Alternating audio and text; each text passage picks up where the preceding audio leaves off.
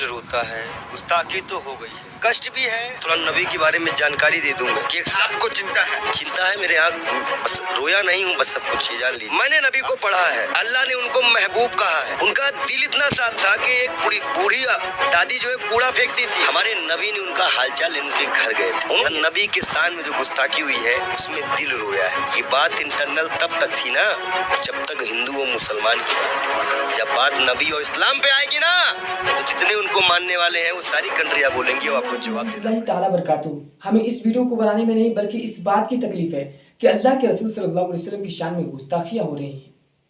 जैसा कि आप लोगों ने इस क्लिप को देखा और इस क्लिप में जो संत जी बोल रहे हैं अल्लाह के रसूल सल्लल्लाहु अलैहि वसल्लम की शान में गुस्ताखी की वजह से इनको इतना तकलीफ है, तो सोचिए हम तमाम मुसलमान के प्रोफेट मोहम्मद सल्लल्लाहु अलैहि वसल्लम की शान में गुस्ताखियां हो रही हैं, तो सोचिए हम लोग के दिलों में क्या गुजर रहा होगा, हमें कितना तकलीफ हो रही होगी।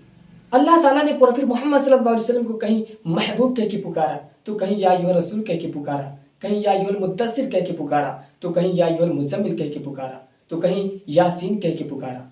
अल्लाह के रसूल सल्लल्लाहु अलैहि वसल्लम की शान में गुस्ताखी, जिनके सदक़े में ये ज़मीन बनाई गई, आसमान बनाया गया, पूरी दुनिया बनाई गई, पूरी कायनात को बनाया गया, उनके शान में गुस्ताखी हो रही है।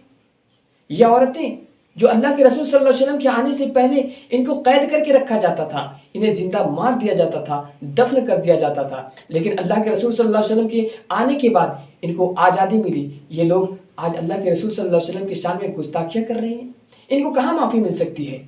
ऐसे शख्सियत की आज गुस्ताखियाँ हो रही हैं, ये हम लोग हरगिज़ बर्दाश्त नहीं कर सकते।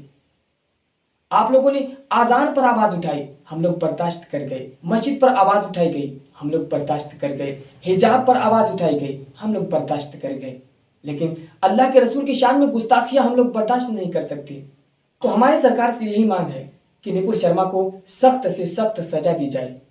अगर उनको दुनिया की सबसे बड़ी सी बड़ी सज़ा दी जाए तभी अल्लाह के रसूल की शान में गुस्ताखी करने की मुआफ़ी नहीं मिल सकती। लेकिन फिर भी मैं सरकार से निवेदन करता हूँ, अपील करता हूँ कि उनको सलाखों के पीछे रखें। ये सस्पेंड करने से काम नहीं चलेगा।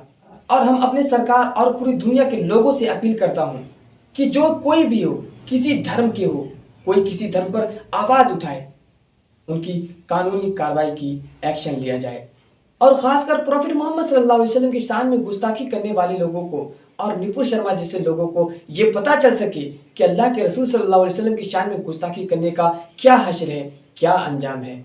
और मैं अपनी सरकार पर उम्मीद रखता हूँ कि हमारी सरकार इस पर एक्शन ज़रूर लेगी। उम्मीद है हमें, इंशाअल्लाह इस पर कानूनी कार्रवाई ज़रूर होगी।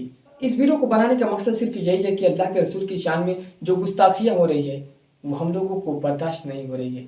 यही वजह है कि हम लोगों को ये वीडियो बनाना पड़ रहा है। तो आज की इस वीडियो में हम यहीं तक, इंशाअल्लाह फिर मिलते हैं, तब तक अस्सलाम वालेकुम।